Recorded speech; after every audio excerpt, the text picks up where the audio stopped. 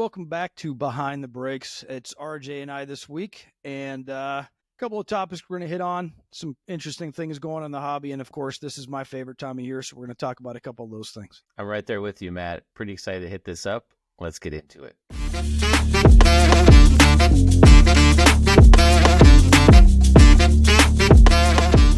All right, so right out of the gate, we definitely want to thank the guest.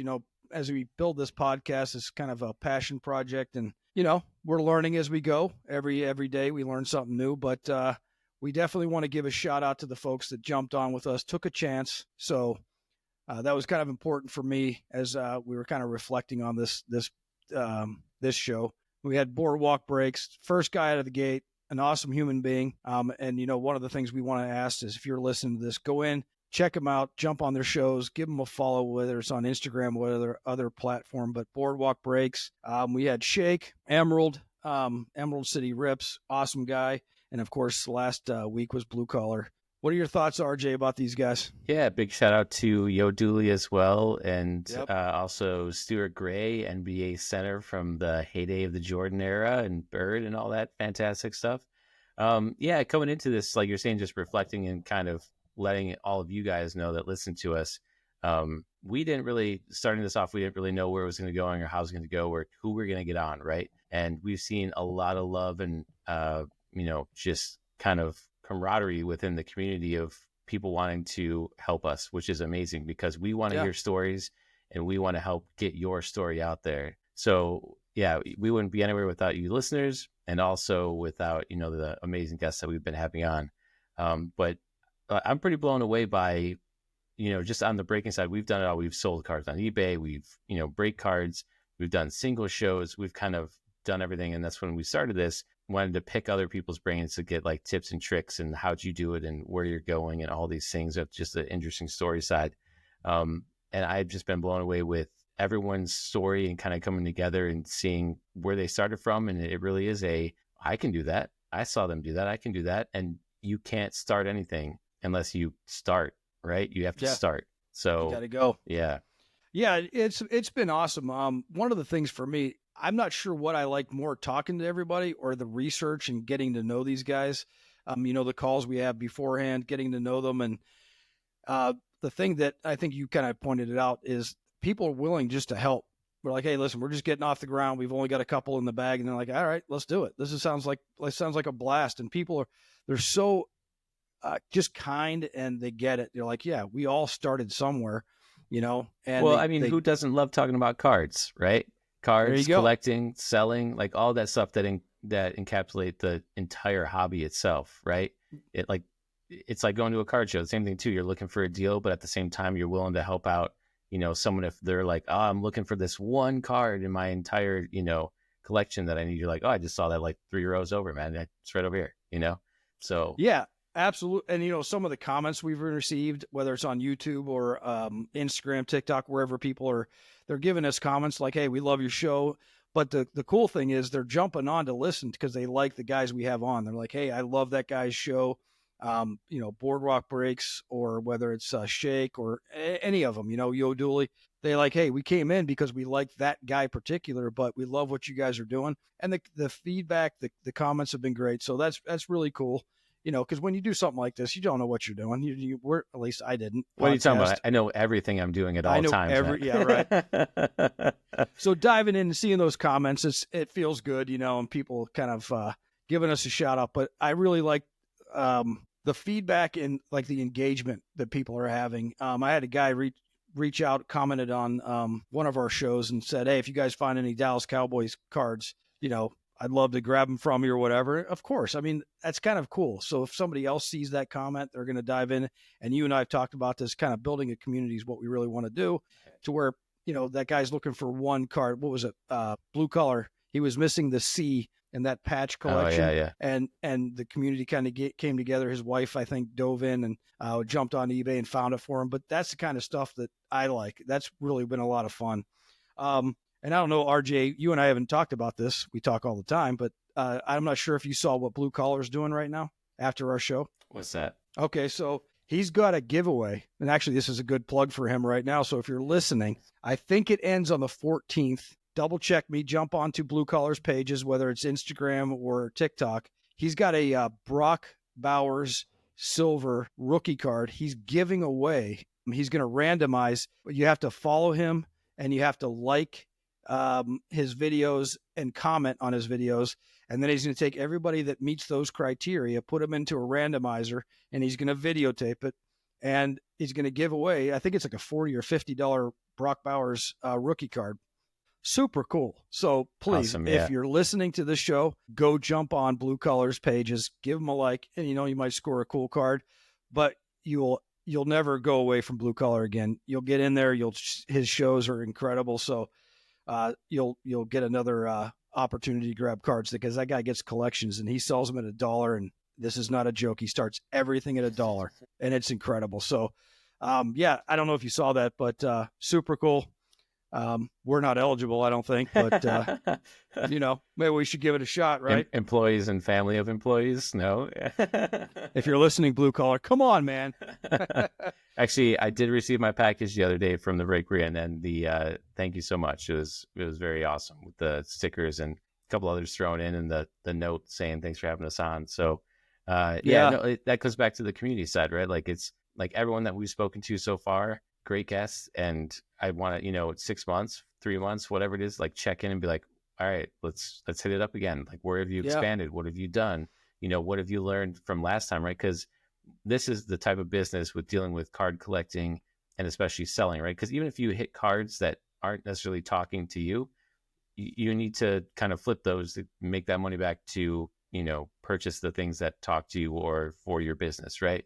And that's kind of where we want to hit on, some of those things as we go with some additional guests going forward. So pretty pumped about that. And the other thing, you and I were talking about it before we jumped on today, is we're learning. I mean, we do breaks. We've taken kind of a hiatus, if you will, from it, but we break as 2 packs a day, along with Brian, the guru of all things shipping, which we will be recording an episode with him. The guy is a wizard of packaging. I don't know, something, right? It's got to be something. There's got to be a nickname. He's a savant. The man is good.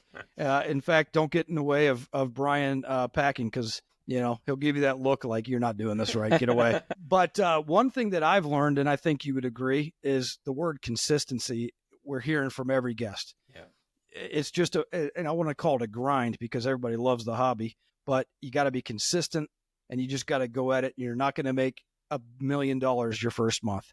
You're going to lose a little bit of money, but it's about growing your audience and finding just who you are. Yeah. Yep. Find out what works. Yeah, exactly. Like finding your voice, right? Because things that you're doing, or maybe you're trying, a single show or a break or whatever it might be. It takes time to find your spot in all of this, and that's totally fine, right? Like, just it's starting any business. You learn more from the failure sometimes than the successes, and that's really what you kind of take away from this. Is like, yeah, you could buy, a couple cases and, rip them and not kind of really hit where you're at, but, maybe that product worked or it didn't work, and and you move on from there. And that's what a lot of these guys are doing. So kudos to all of them. Yeah. Yeah. I think Boardwalk Breaks, our very first guest, talked about that. He started with a product that was on the more inexpensive side, kind of build that following. And those guys do such a great job with the show. It's a lot of fun just to sit in there and listen. You're paying, $10, $15 for a spot, getting some fun cards, but you're having fun, you're kind of sitting there, they're very engaging, talking to people, and they make it a lot of fun. And that particular guy, Boardwalk, everybody's cheering for each other. It gets kind of fun. I mean, as the ripping's happening, you're talking things into existence, and it's a lot of fun. So yeah, absolutely. Consistency is the word I'm taking away from it at this point. Yeah, consistency. And then I think on top of that, it just comes back to, like you're saying, the showmanship, right? Like, you have to be entertaining and being able to converse with your audience. And then also what I took away from it too is shipping.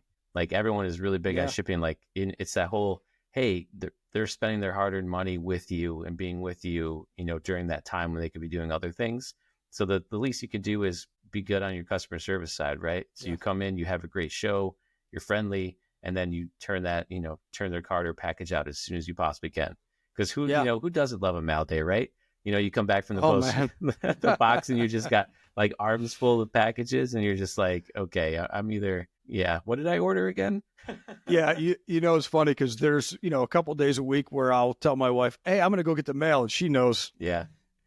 why I'm That's going to this get the is mail. no, this is exactly why I have a UPS box, because I'm like, hey, I got to go to the UPS store to get the mail, and she's like, It's like eye roll, like I know what you're really doing. I'm like, no, what are you talking Mhm. about? It's almost like I'm eating like a secret meal, like in between like lunch and dinner that she has no idea about. RJ shoving a Big Mac down his throat in the parking lot. I love it. No, it's funny because I know, and it's you actually mentioned it before. Is you received? I think it was Blue Collars. I keep looking to my right because since we started doing the podcast, which January 13th was our first episode, I don't know if I should feel guilty about this or call it research, but I've received packages from every single person we've talked to on the show. And this week I got a package from Shake. I got a package from Blue Collar, and a few others because it's research, right? I'm checking the shipping. I'm doing some analysis. No, I'm not. I'm ripping open these cards, and I'm getting excited about them, and it's been awesome. So, yeah, shipping consistency. I think those are the big takeaways that are just sticking with it. And I would add a third that you're not going to make a lot of money right out of the gate. You just got to grind. You got to stick with it. You got to build your following. I mean, just to talk about Blue Collar, that guy's got what, 13,000 followers? 13.1.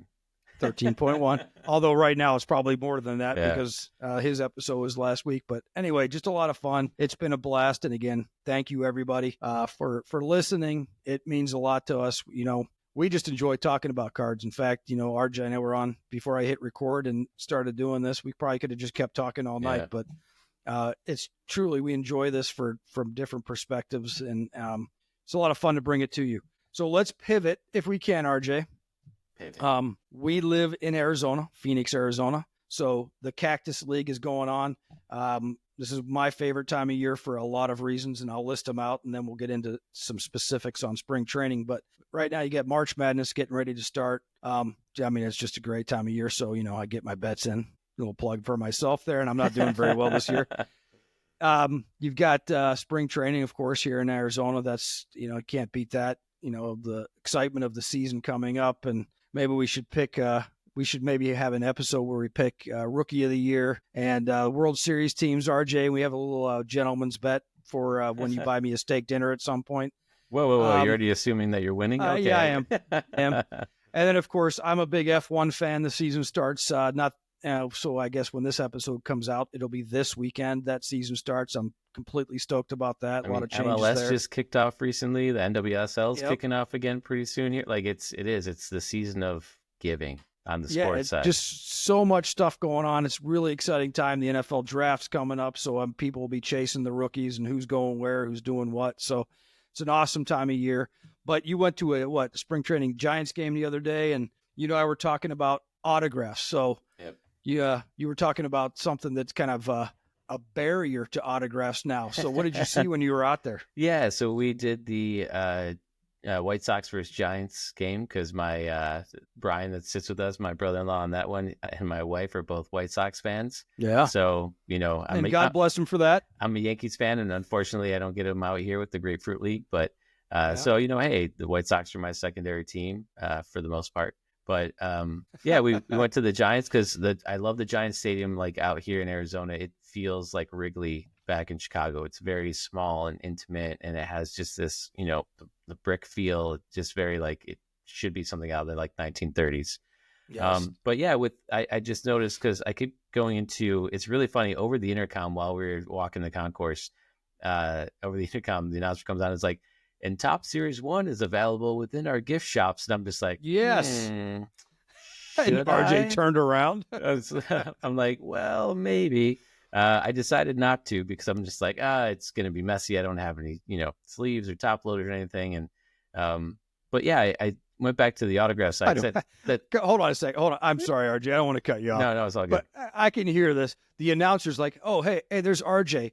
Throws a fishing pole out with this line, and in your head you're like, top loader, sleeves, tops one. Where am I going? Yeah. Where am I going? I didn't wear my big trench coat this time, like pulling them out of So but from that led me into like, there's autos in those packs, right? Like, it'd be great to pull an auto at a baseball game. It'd just be like super cool, right? And then I'm Yep. like, but autos at a baseball game, like this is what families and kids and, even some collectors in general just come for to try to get that connection, briefly with prospects or even, we were fortunate enough to see Justin Verlander pitch, his couple innings for the Giants. So that was kind of Yep. cool that, at least you're getting, not all the scrubs in that sense. Right. No offense to the scrubs out there. We all got to make it. Prospects, scrubs, Exactly. We all got to make it at some point. And they Yep. put up, Yeah. and it was $19 for a beer. I'm sorry, say that again. It was $19 for a beer. Well, 16 to 19, depending on what you got. And I'm just like, at that Right. point, I'm just like, show a little love to the fans and make it a family event again. Because I'd recently also done a Savannah Bananas game out here, and like that's Harlem Globetrotters of baseball, right? Like Sure, they were yeah. everywhere, all over the place, signing autos. Like kids were a kid threw his shoe into the bullpen, guy signed it, threw it back up to Yes. him. You know what I mean? Love that. I'm not. Once again, I'm not saying that should be protocol for the MLB, but it's a little bit. I can see your son out there. Chuck, hey Dad, you said on the show. Yeah, exactly. Ohtani catch. Yeah. So I could see just a little bit of love on that, but I get it. Like spring training kind of has its moments, right? Like, and the Giants Stadium, it's a little different. For autographs, you go outside by the parking lot because the players have their own specific parking lot, and you kind of line up. But at the same time, people start leaving that game, coming off field, leaving fifth, sixth inning, right? And they're kind of tearing out at different times. Like, even if it is prospects, like I still want to watch the game. I'm there until the 8th, 9th inning. So, Yeah. So I think, just that whole auto in person and trying to get it and like the hunt for the auto is a bit interesting. Yep. But it comes back to me, like just roundabout, right? Like Topps got certified autos. Like, what's that like getting the auto on a card of someone prospect and you're like, what do I do with this? Right. Yeah. Like, cause you can't, if you're trying to go onto, Whatnot or Fanatics or, even eBay to sell it, like, people are like, is this authentic? Is this legit or what? And the auto, when I'm, me being a pretend MLB prospect, I'm sitting down at a table and I've got 200 of them in front of me. My auto is going to be different than at a game when kids scramming it through and it's different. So yeah, that'd be tough to authenticate. But I think your point is perfect, that it's the experience. You're at the field, you're sticking it through the fence, or guy comes off the field, puts his glove underneath it and signs your card. I mean, that's just a memory that's burned in that kid's brain forever. So yeah, I think that's kind of more romantic, if you will, than, opening a pack. I mean, of course, we all want that. If, we all want Ohtani's autograph out of a pack. I'll take it.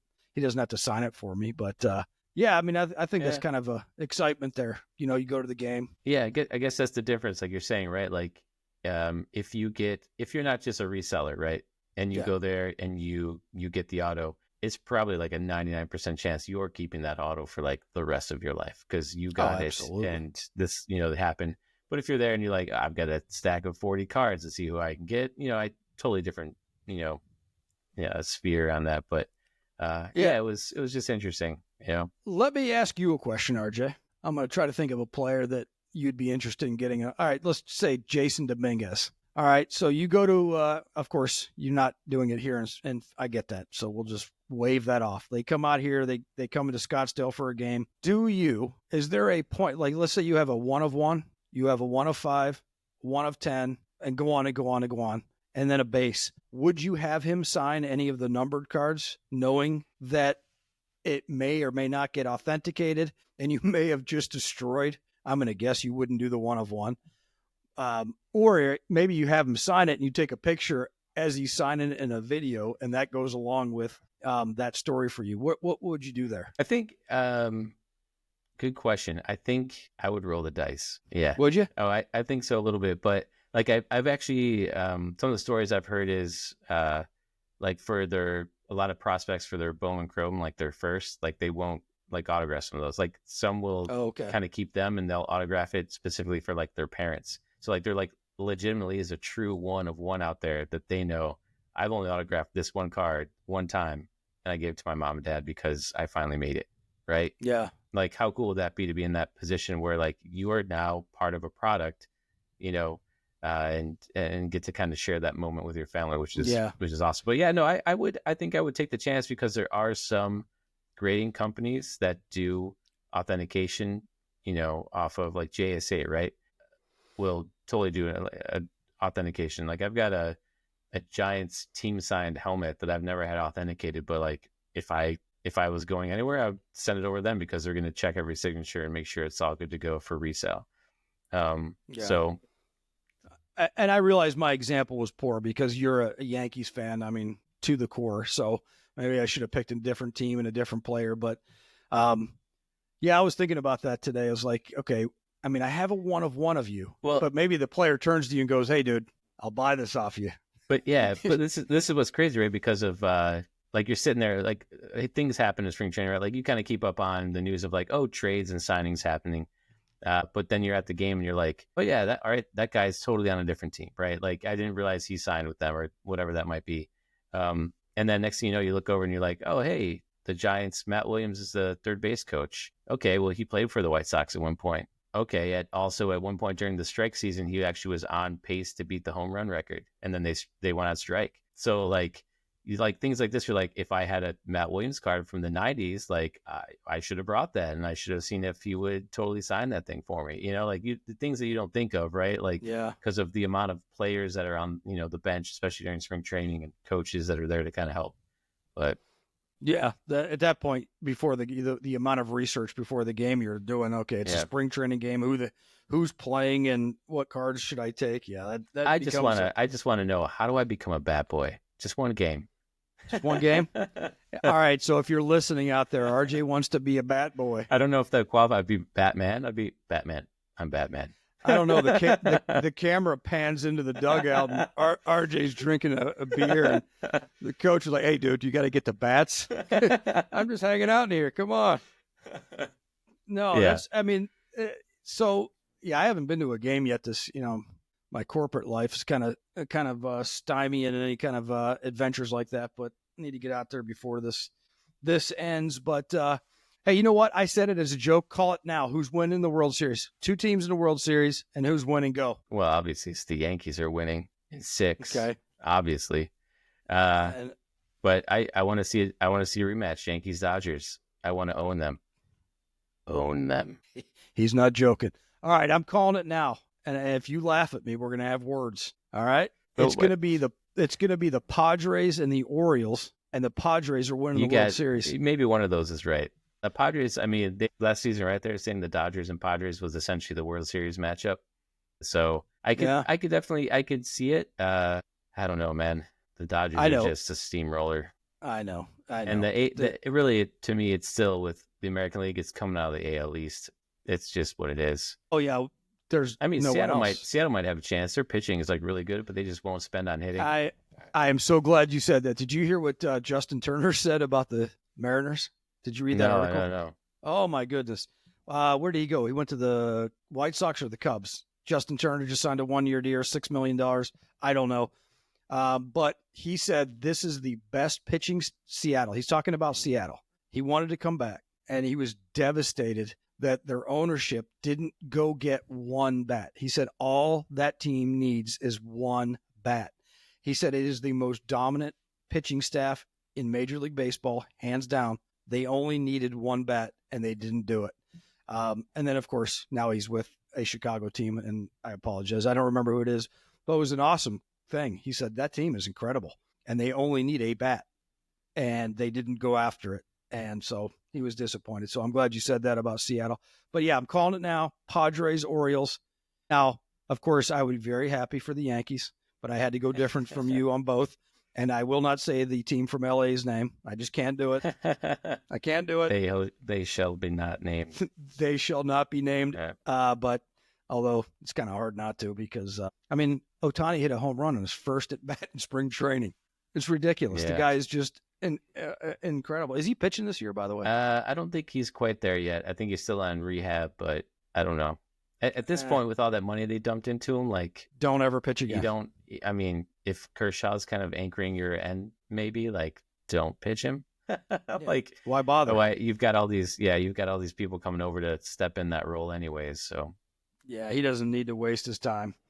But speaking of wasting his time, let's move on to the Paul Skeens Major League MLB debut. I'm sorry. Tell me how you really feel, Matt. Let me hear. Listen, the guy is a stud. In fact, sounds like he's got another pitch this year. in spring training. He's throwing a new pitch, and batters are like, "What in the heck is going on?" Is it called the Foreskeens? No, wait, that sounded horrible.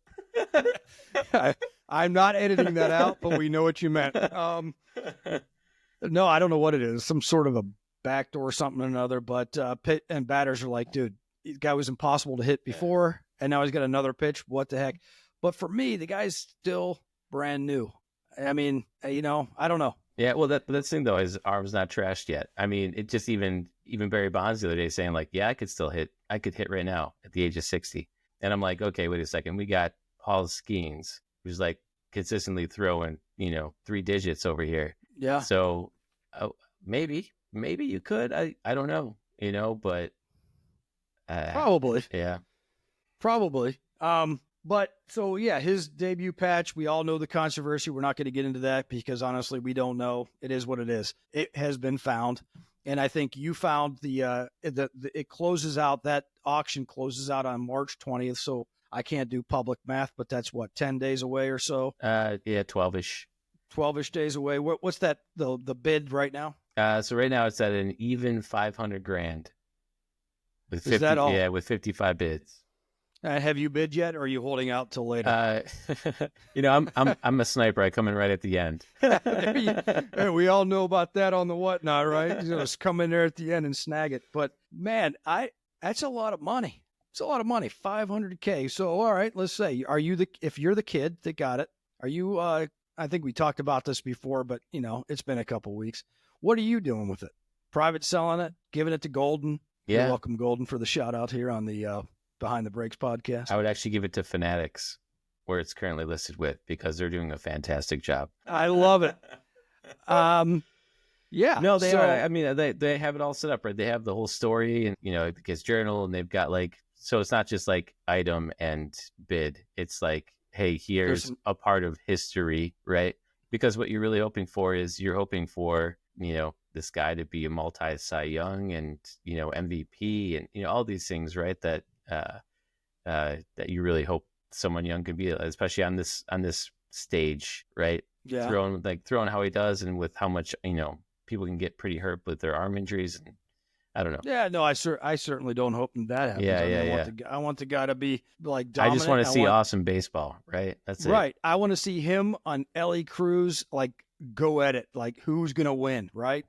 And I don't know. I like Ellie Cruz, so I want to see him I want to see them go at it. But I think Ellie Cruz is. I think he's ready for that guy, right? Did they face each other last year? Yeah, they had I believe so. Yeah.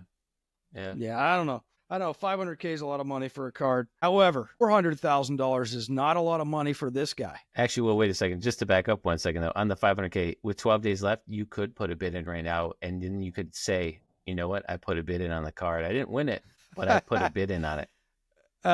Yeah. So, I would absolutely not do that because I don't have a lot of luck when it comes to cards. I'm always trying. This will be the one that somebody suddenly stops bidding and I have to go tell my wife, hey, babe, I got a card. Oh, great. It's $550,000. I'm just waiting for the, we purchased it and then it slipped out of my hand and the slab broke. I'd be like, ooh, that's, ooh, can crack the slab. I don't know. I'd immediately call the Pittsburgh Pirates and say, hey, can you bail me out? My wife's not real happy right now. But so what's your projection? What do you think? $1 million? Yeah, I think they're shooting for $1 million. I think it's probably going to end up being like 9, early 9s, like 919.5. I'm calling it right now, 919.5. Wow. I'm writing it down. I'm writing it down. Write it down. 919.5 from RJ. Okay. I will go with 919.51. All right, Price is right. Calm down over here. No, I think it's going to go for over $1 million. You think so? You think the hype's there? Yeah. I think to be quite honest, I think somebody from Pittsburgh, not the team, well, maybe the team. Yeah. I think somebody in Pittsburgh goes in and snipes it and grabs it for what, like you said, not low 9s. At this point, if I was the owner of the team, I would do it just so I could show it at the stadium, right? Yeah. I think I've told this before, is I always hated going to the Diamondback Stadium as a Yankees fan because every time I'd walk in, they would have the World Series trophy right there in the front, and it would just be ripping my heart out. Just But smack you in the but like face. why like you could easily put that in there and like it's now an exhibit part of right like back in the old White Sox stadium, Comiskey, you could actually it was so cool. You could actually see Shoeless Joe's contract, right? Like stuff like Huh. that you're just like, oh, that totally like just blows you away. Yeah. You know, but they eventually moved away from all that stuff. But like just things like that you're like you know, it just brings you closer as a fan to that, you know, majestic side and the aura of what baseball is and you know And to the history. Yeah, no, I can appreciate that. But yeah, that's the tough thing. You know, you're going to take this card, you're going to display it, and then suddenly the guy gets traded or whatever. They need some bats, and suddenly he's just another pitcher. I don't know. This tough. Time will tell. I mean, we're not, you know, we continue to talk about this, you and I, whether it's on the podcast or it's just, you know, having yeah a drink outside, yeah is we talk about these guys like Trevor Hoffman, other big time pitchers, big time closers, and jump on eBay and you're grabbing their auto for $100 and Paul Skeens is $1 million autograph. It's to me, it's the universe is still trying to sort that out, right? yeah I feel you on that because it's like you know one of my favorite players from back growing up was Ken Griffey Jr., right? Like the sweetest swing ever. It was just like watching art, right? Like butter being cut. Yep. Like you're just like, my goodness, it's just so smooth. And yeah, his autos, like the staying power on his autos, you know, like you're coming in almost at $500 a pop, right? Yeah. And you're just like, I get it. You're like, you know, the guy did amazing things with home run chases and backwards hat and like all that kind of stuff. But then you're right. You look at usually on the pitcher side, Yeah. if it's not a hitter, that value on that auto just like kind of falls off a little bit. So Yeah. it'll just be interesting to see, you know, how it all shakes out. But I think the fact that his career is essentially ahead of him, and with where they are now with that strikeout to home run ratio and all that stuff, like you're more in line to have a 300 strikeout season than you know ever probably getting to 500 wins again. Yeah, I'd say maybe it's gonna be Yeah. close, right? Because they're getting in a position now with baseball that they're gonna be using guys 3-4 innings. Like they might not even get to the fifth inning to record a you know No, record the that's a win. good point. So Yeah, that's a good point. Protecting arms, innings, and all inning watch and all that. Nolan Ryan's rolling over in his grave. Oh wait, he's not dead yet. No, but Nolan Ryan's definitely has a word to say about that. Hey, real quick, and you mentioned this right before we jumped on. Tell me about that Musina, that whole Oh you yeah. can submit thing. That's super cool. Yeah. So speaking of pitchers, right? So Yeah. actually, my not just because he was a Yankee, but one of my favorite pitchers ever is Mike Mussina, and Mhm. the guy was just like so close. I think it was like 4 or 5 times to like perfect games, like literally within you know innings or the last pitch of a you know inning, and someone gets a hit. It was kind That of makes me want to throw up for the guy. well, same thing too. And then Last pitch. he never won a World Series, and then he retired, and the Yankees won the World Series the next year, right? So Yeah. you just kind of like it's just like one of those guys that like he was a competitor and was like amazing and all this stuff. And so I was like researching some stuff on him because I'm like, you know, I really want to get like an auto at some point from him. Like, and I'm just you know trying to figure out that process of like, do I just buy one or you know what's that going to be? And Yep. so I end up coming across a couple like forums and website. One is sportscollectors.net and one is sportscardforum.com. Sports collectors or sportscardforum.com is free and it's more of like a forum style. Kind of like a Reddit, if you will. Yeah, kind of. And then the other sports collector, you pay a $15 fee, but it's a little bit, the website's just a little bit more cleaner and user friendly. Yeah. But anyways, with sportscardsforum.com, both of them, they essentially, the users go in and it's people that send out their base cards or whatever cards to players to see if they sign them, right? Oh, okay. And then they keep track of this whole thing of percentage of signage and things like that. And it was just really funny, like, cause I was just thinking about this the other day, like, I'm looking for a new auto to add in my collection, this and that. And then I come across this, and I'm like, Mike Mussina's got like a 96% return rate, you know? Oh, dang. There you go. So, but there's some stipulations on some, like some are just like, hey, send it in. Like even when we interviewed Stuart Gray, he talked about, oh, and some guys send me in cards to autograph, and I do it and I send it back. Like, yeah, to me, that there wasn't anything necessarily like behind these. You just did it to do it, right? If someone did it, where some of these guys, like Mussina, has his own foundation. So, like, kind of with that submission, you'd be like, hey, I got to throw in the donation for the foundation. Sure, yeah. And, Yeah, per that's item. fair. Yeah, exactly. And per item, and hey, and sign this, and, he'll come back, and Mike Messina, HOF, you know, There you all go. that kind of stuff. Right. So, Yeah, that's cool. I mean, yeah, these guys have impact in their community. So, I mean, that's fair. Give them 15, 20, $30 for their foundation and they sign a card for you and yeah. everybody wins. So like it's pretty awesome because you can actually go on and you can like search for players and all that kind of stuff to see like what that percentage rate on return is, right? Like some people did like Shaquille O'Neal, right? They're like, I'm going to send my card into Shaq, and it's like return rate is no autographs, but it's like, hey, we have our own fan club. You should sign up for that, and you might have options there. But there's But in Shaq's defense, the man is busy. I mean, he's in commercials. The guy's on, really, I haven't noticed. Yeah, I mean, the guy's everywhere. So the fact that he can't sign autographs, I get. No, I totally get. But like that's that whole like you're like if you're thinking like, oh, I'm going to send it to Ohtani, Ohtani's going to sign this for me, right? Like, yeah, you're right. Probably not going to happen because he's also even an active player. Like this works usually a lot of time with guys that are retired and like they've set up a foundation or they're at a point where they're like, hey, I've got time for this now, and it's kind of cool. Like even with like once again sitting down with Stuart Gray, like the fact that he was able to reminisce with us and just be like, yep. Man, I'm older, but my mind is still telling me like that was yesterday. Yep. What did he say? He was a 21-year-old still in his head. Yeah. And by the way, just a quick shout out, Stu Gray. If you haven't listened to that episode, please do, because the guy's a retired NBA center. What is he? 6'10", 6'11". Drafted in the first round of the 1984 NBA draft along with Michael Jordan. Just some awesome stories. I mean, think about it. All of us as collectors, we want the Jordans. We want those cards from that era. This guy played on the court with these people, and the stories were just, and he could probably have gone on for hours. Clearly he could have, because he had a 15-year career. The stories were just awesome. So please jump in, give Stu some love. And he does sign cards. So, find him and reach out to him. He's going to get a huge influx now. Be like, what happened? Hey, you know what? That's all right. But he was a super guy, really cool guy. But, and then real quick, we talked about the, Skeens is at 500K right now. One of the other cards is getting ready to sell. I think you and I were chatting about it. And I find this super cool. Why can't I be lucky enough to find a card like this? But the 1948 Leaf Jackie Robinson rookie card, it's about to be sold for about 400K. That's super cool. I'd love to come into some of those vintage cards with guys like Jackie Robinson, but I haven't yet. But I will continue to hunt for those collection storage unit finds. Shout out to Blue Collar. We're following your script there. No.